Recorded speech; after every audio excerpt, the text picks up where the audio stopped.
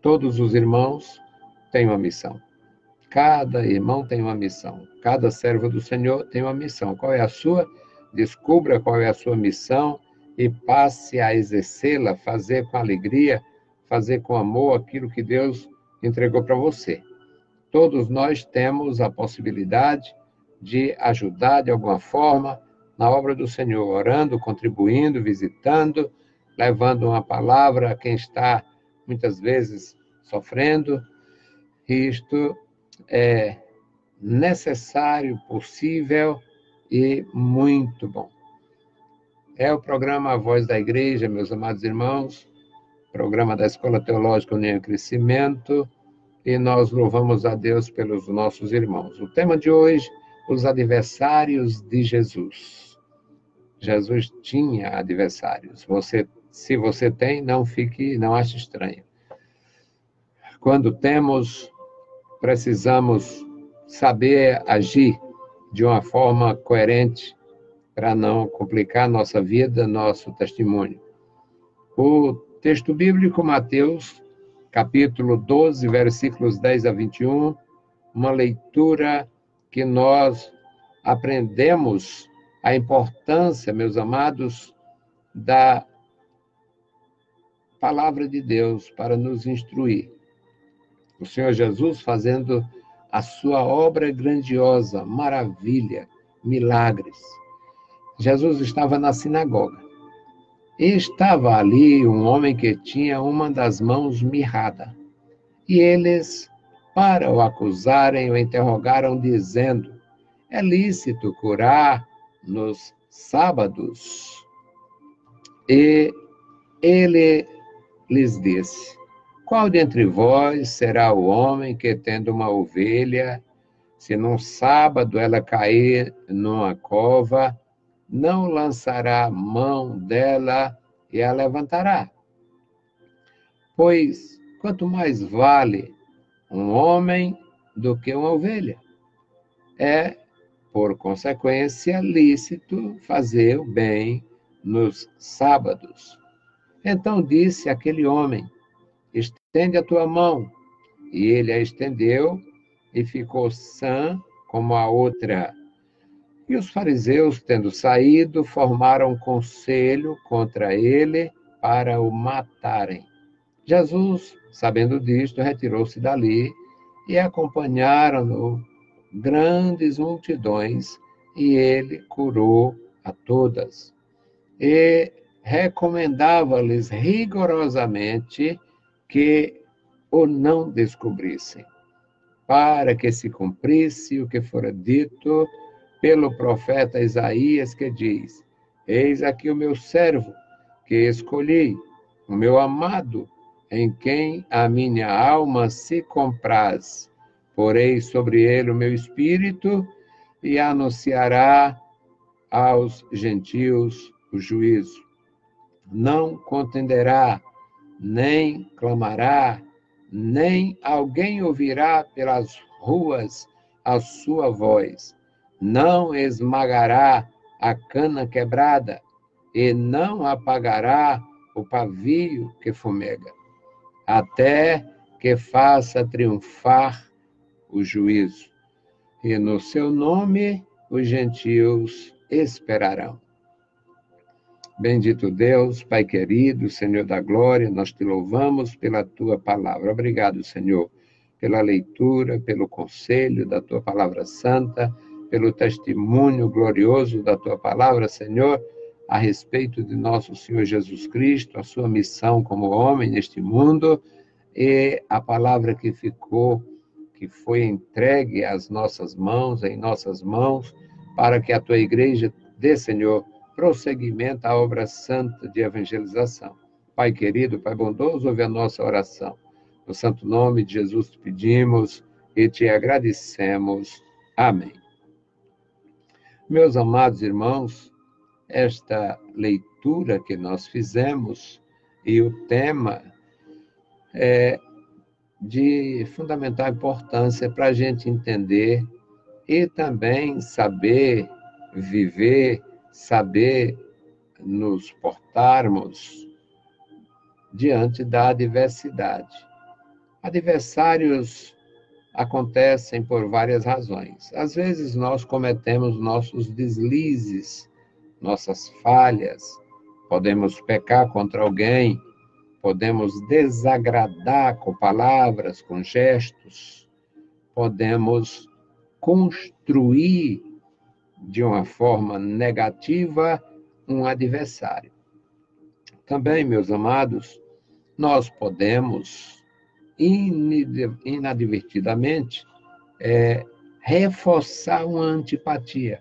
Uma pessoa já não gosta da gente, que isso é muito comum entre nós, tem pessoas que dizem, eu me lembro disso desde criança, olha, não vou com a cara dele, não vou com o jeito dele, não vou com o jeito dela, não, essa pessoa não me entra. Eu ouvi muito isso nesse nosso Nordeste, nesse nosso Brasil, e eu conheço várias cidades do Nordeste, e a linguagem é a mesma, o padrão é o mesmo. Eu não vou com a cara dele, não vou com a cara dela, essa pessoa não me entra. Aí acontece que nós não sabemos disto, uma pessoa que já não vai bem com a cara da gente, numa experiência de aproximação qualquer, a gente ainda, às vezes, alimenta isto.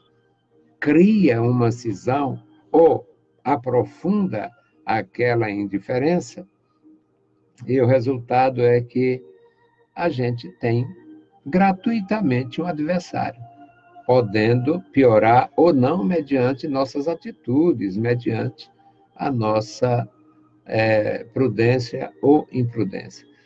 Mas o Senhor Jesus é o Filho de Deus. Jesus é o Filho do homem. Portanto, não é fácil, nunca foi fácil. A igreja tem perto de 2 milênios, porque a igreja, a religião diz que Jesus fundou a igreja no ano 33. Isso não é verdade. Jesus não fundou a igreja nenhuma, Jesus edificou no sentido espiritual, e o que ia acontecer era realmente um resultado daquela mensagem santa ser absolvida e continuada ou não. Então, o Senhor Jesus é o Filho de Deus. O Senhor Jesus nasceu de uma virgem exatamente por ele não ser gerado conforme a geração dos demais homens, na conjunção carnal de um homem e de uma mulher. A concepção da mãe de Jesus, o que aconteceu foi realmente uma intervenção divina, e ela recebeu, conforme está escrito para a nossa instrução, que ela recebeu aquela unção do céu. O anjo disse: a virtude do Altíssimo te cobrirá com a sua sombra, e o santo que nascer de ti será chamado Filho de Deus. Não tem nada. O diabo endeusou a mãe de Jesus. E piorou muito, porque Satanás é o sujeito exagerado. Ou ele despreza, ou ele supervaloriza. O diabo não age coerentemente e corretamente, senão ele não seria Satanás. Então, o Senhor Jesus nasceu como filho do homem, ou seja, na família humana, mas ele é o Filho de Deus. Ele não nasceu na família humana através de uma conjunção carnal, como acontece com as outras pessoas nascidas nesta terra. E o resultado é que, por esta razão, Jesus não tinha pecado, Jesus não tinha como fazer o mal às pessoas, muito embora a sua palavra desagradasse aos perversos, aos mentirosos, aos corruptos, a sua palavra desagradava, e a sua própria missão desagradou pelo fato do Senhor Jesus trazer uma revelação mais profunda do nosso Deus, do Criador dos céus e da terra, e os judeus, na sua firmeza e na sua segurança em relação à lei de Moisés, à fé revelada, eles achavam o seguinte: o que nós temos é o suficiente, não precisa mais nada, portanto, não queremos saber. E eles passaram a ser adversários de Jesus e ainda hoje são adversários da igreja, adversários do Evangelho. E Jesus estava na sinagoga, porque Jesus agiu durante toda a sua vida na terra, os seus 34 anos presumíveis, o Senhor Jesus agiu de uma forma profundamente judaica. Jesus foi apresentado ao nascer, Jesus foi circuncidado ao nascer, Jesus pagou os seus votos, ou pagaram os votos por ele, enquanto ele não tinha a condição de agir por si mesmo. A família cumpriu, através e por Jesus, tudo que a lei exigia. O apóstolo Paulo, escrevendo aos Gálatas, nos diz que na plenitude dos tempos, Deus enviou o seu Filho, nascido de mulher, nascido sob a lei, ou seja, sujeito àquelas ordenanças que haviam sido reveladas a Moisés. E o Senhor Jesus, portanto, não fazia um mal a quem quer que fosse, não fez mal a ninguém. E como um bom judeu na plenitude da sua atividade e direitos, o Senhor Jesus estava na sinagoga. E estava ali na sinagoga um homem que tinha uma das mãos mirrada. O homem tinha um defeito, um alejo. E ele estava ali. Os adversários de Jesus estavam ali. Era um sábado, dia de judeus se congregar naturalmente em todo lugar, em cada sinagoga, e eles estavam ali observando. Vamos ver o que ele vai fazer.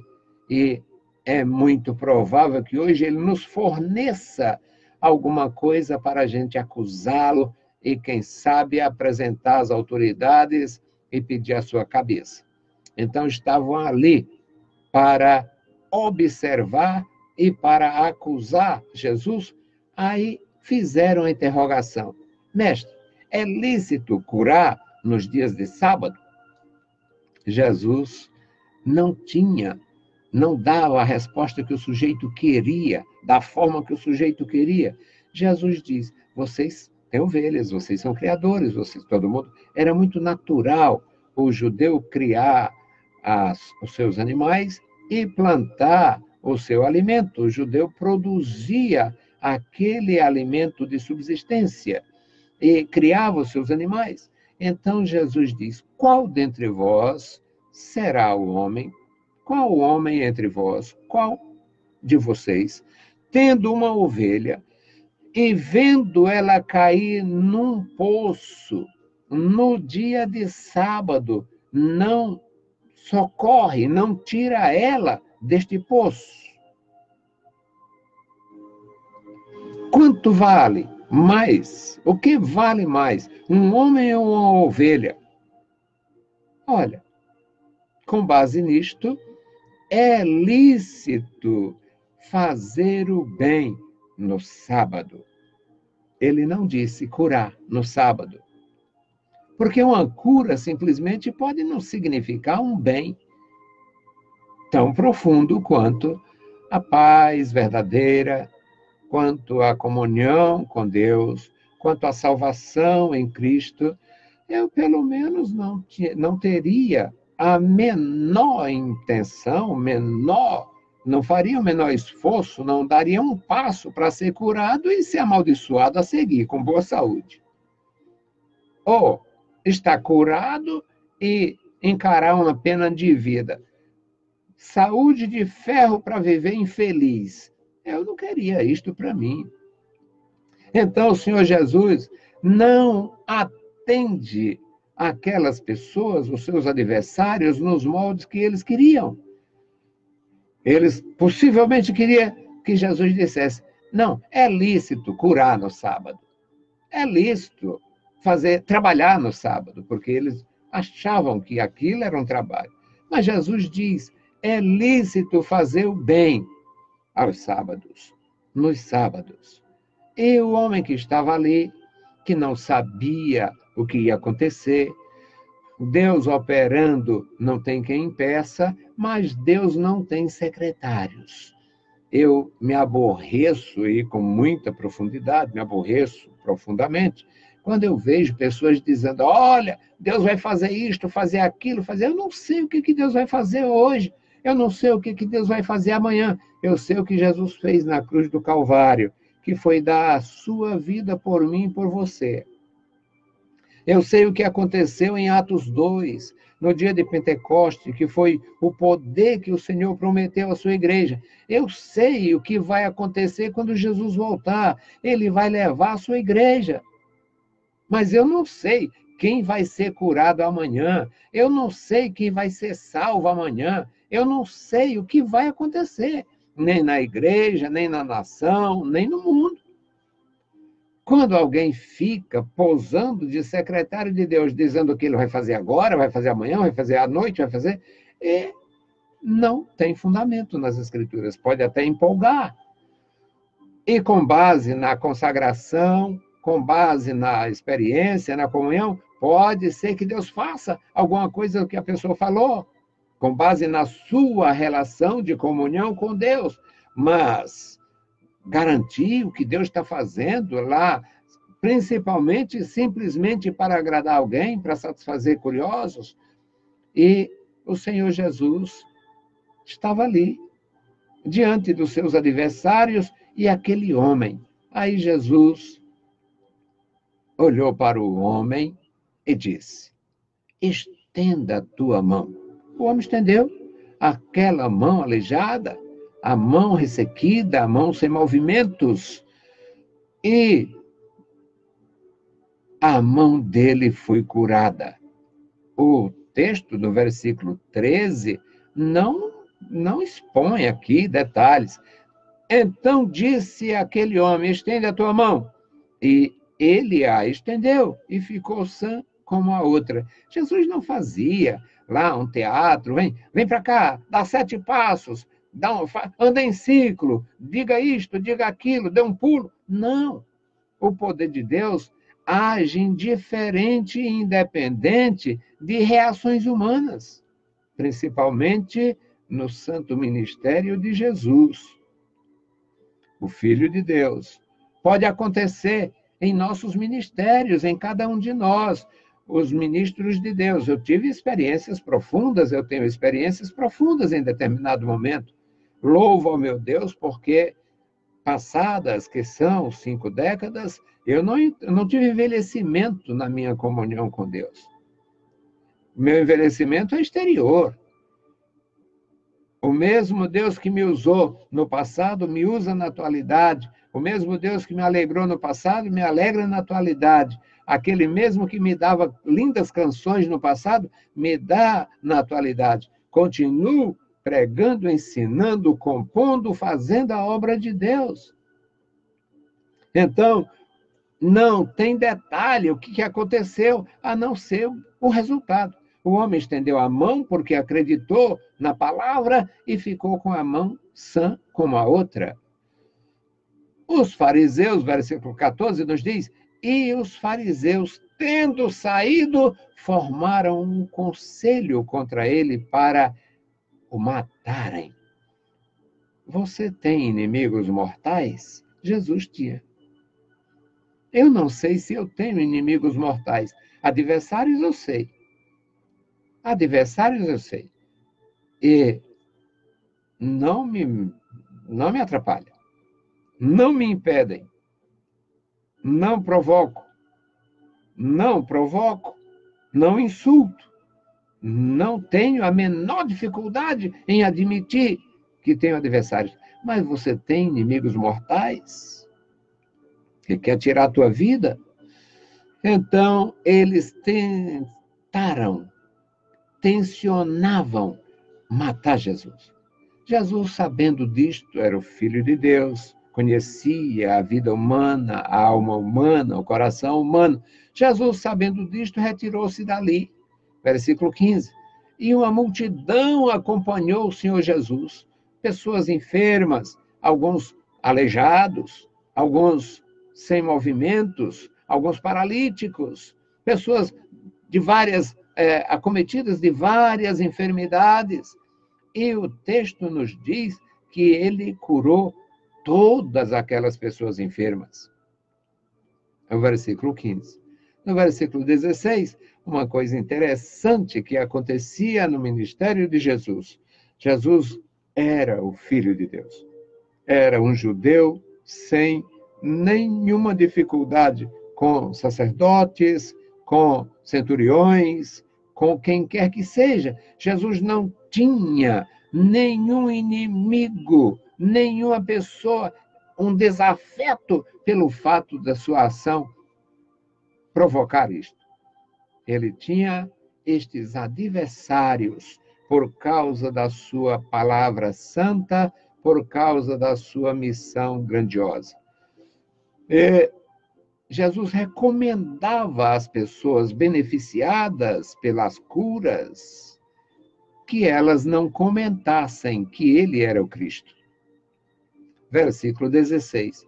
E recomendava-lhes rigorosamente que não descobrissem, que não proclamassem, que não publicassem que ele era o Cristo, para que se cumprisse a palavra que fora dita pelo profeta Isaías. Versículo 18, tem o texto do profeta Isaías aqui. Eis aqui o meu servo, que escolhi, o meu amado, em quem a minha alma se compraz. Porei sobre ele o meu espírito e anunciará aos gentios o juízo. O Senhor Jesus, ele é o Salvador. Ele veio para salvar. A obra de Jesus Cristo era esta, foi esta. Então eu sei o que Jesus fez no Calvário. Eu sei o que Jesus veio fazer. Foi promessa do Senhor ainda para o primeiro casal, sem filhos, possivelmente. Foi ali que Deus prometeu a solução do problema, do pecado, a solução daquele problema tão grave que levou o homem a separar-se de Deus, a esconder-se de Deus. No versículo 19, fala da compaixão, porque diz que ele não contenderá. Ele não vai tentar, você tem que ser isto, você tem que ser aquilo, você tem que se justificar, você tem... Não, ele não contende, ele não força, não contenderá, não força. Você é livre para perecer, você é livre para receber a graça salvadora e é livre para rejeitá-la. Ele não obriga, não contenderá, ele não é do tipo que contende, ele não obriga, não força, não contenderá, não gritará, você está errado, você é o rei, você é para o inferno, porque quer. Ele não gritará, ele não contenderá, ele não protestará por causa dessas atitudes nossas, humanas. Homens decentes, mulheres decentes, pessoas educadas, pessoas gentis, pessoas honestas no seu dia a dia, na sua vida social, e inimigas de Jesus, adversárias de Jesus, que nem ouvir do Evangelho. Eu trabalhei com um sujeito e ele disse, se você for meu amigo, não tente me evangelizar. Pasmem, ainda hoje ele é meu amigo. Ainda hoje é meu amigo. Ora, se Deus não obriga, eu posso obrigar. Se Deus não força, eu posso forçar.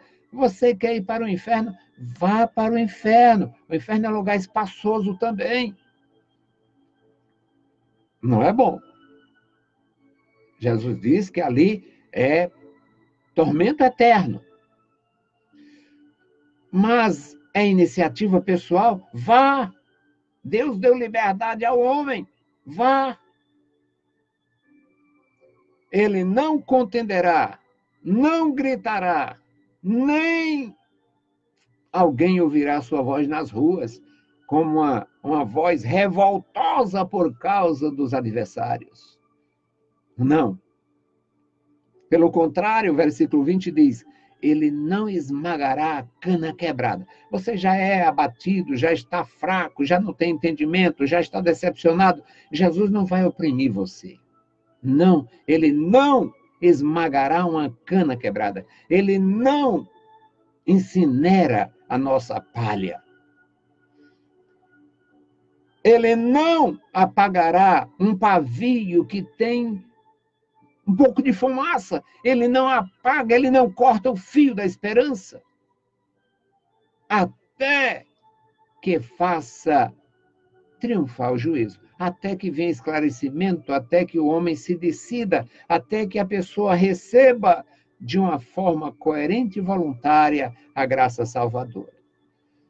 O versículo 21 diz, e no seu nome os gentios esperarão. Os fariseus ficavam de briga, é porque eles detestavam os gentios, detestavam os samaritanos. Aí Jesus dá um exemplo dos 10 leprosos, 9 foram embora sem agradecer, voltou o 10º que foi curado, e este era samaritano. Jesus deu exemplo do homem que caiu na mão dos assaltantes, lá descendo de Jerusalém para Jericó, e lá passou um sacerdote, passou um levita, mas a terceira pessoa que o viu caído o socorreu e era um samaritano. Eles se tornavam terríveis adversários de Jesus. Jesus fazia a sua missão.